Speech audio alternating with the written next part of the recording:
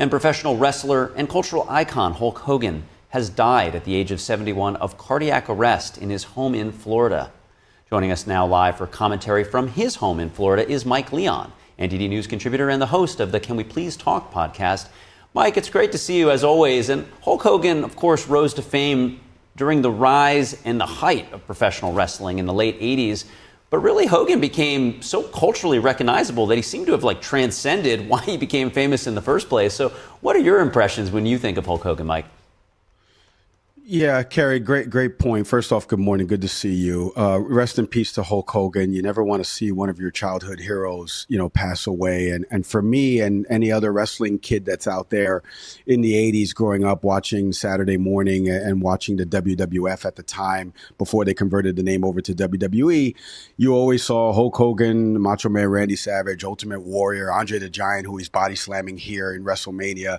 You always saw these icons of wrestling. But like you said, Hulk Hogan was one of those guys that transcended all of it. He really started the trend of wrestlers converting into that Hollywood star fame. And we've seen The Rock and John Cena and Batista and other wrestlers kind of follow this path later on. And it's all because of Hulk Hogan. Hulk Hogan being in Rocky III and Hulk Hogan, doing the Mr. Nanny and doing other shows like that Tropic Thunder show, I believe it was, or the Mr. Thunder, I think it was, on TNT. So he transcended sports and entertainment, which is what the WWE, by the way, is in their tagline, right? It's sports and entertainment. It's pre-written stuff, but these folks put their life on the line in terms of their bodies and their traveling and their schedule. And he really transcended that, but he was without flaws, right? And that's one of the big things that's going to be the takeaway today, Carrie, is that after this man's death, there's going to be talk about his political views, what happened over the last couple of years with respect to endorsing Donald Trump, and he's been friends with him for so long. But then there's also, like you said, that we can't forget that what this person did for professional wrestling, for Vince McMahon's organization, putting the WWE on the map, and also paving that way for other wrestlers to follow suit and pursue their dreams outside of the sports and entertainment world of wrestling. Yeah, from his roots of Muscle Beach in Venice, California, to really, being one of the most those handlebar mustaches just recognizable all over the world.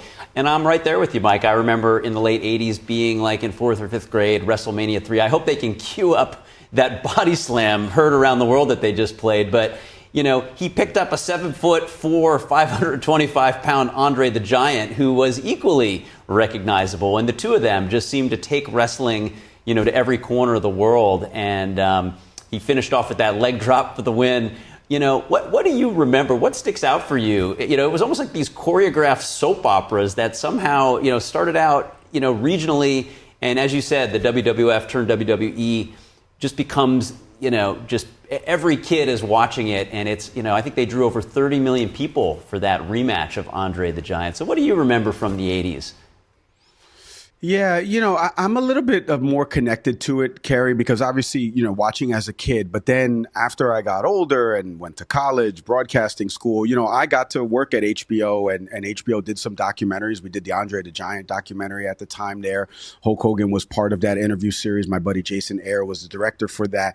So I got to at least meet him a couple of times on different occasions. And all now that I do some work in the boxing space, he came to one of our events in Tampa with respect to Jake Paul's fight last year against Mike Perry, because obviously he lives in Clearwater where he passed away. And I just remember, him being very down to earth. He would always stop, take a picture, talk to anybody. But those 80s wrestling days, like we were mentioning before, I think the kids nowadays don't realize there was no Twitch, there was no YouTube, there was no iPhones, there wasn't all these other ways to fulfill your day with content, right? There was 6, 7 channels, and Saturday wrestling was on there. The DJ Cat show was on before. And these are shows that I grew up watching, and then wrestling would take a part of the rest of the day. My dad would take me to house shows, which are, again, those are the non-scheduled events that happen during the week of professional wrestling, and you would buy tickets to go to that.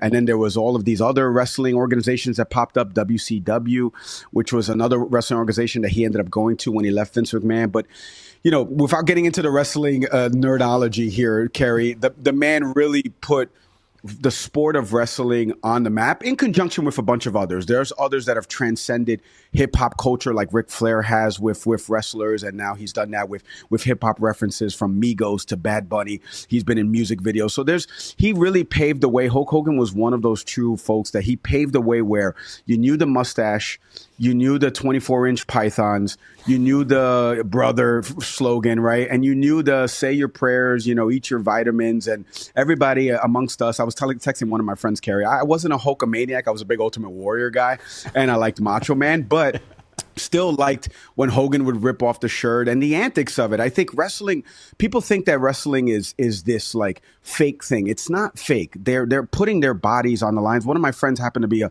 professional wrestler who fought in the WWE and was a tag team champion.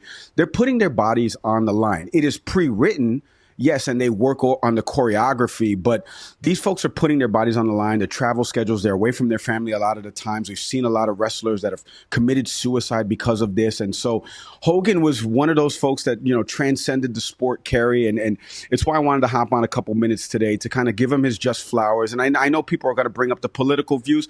And some of those, like I said, I vehemently disagree with. But I think we have to separate in this light, art from the artist.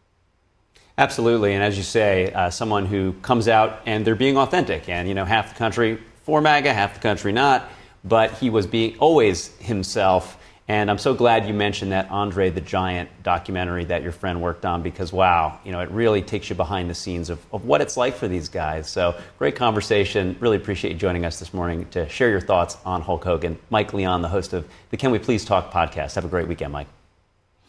Thanks, Gary. You too. Hey, everybody. Mike Leon from the Can We Please Talk podcast. Thank you so much for watching this clip.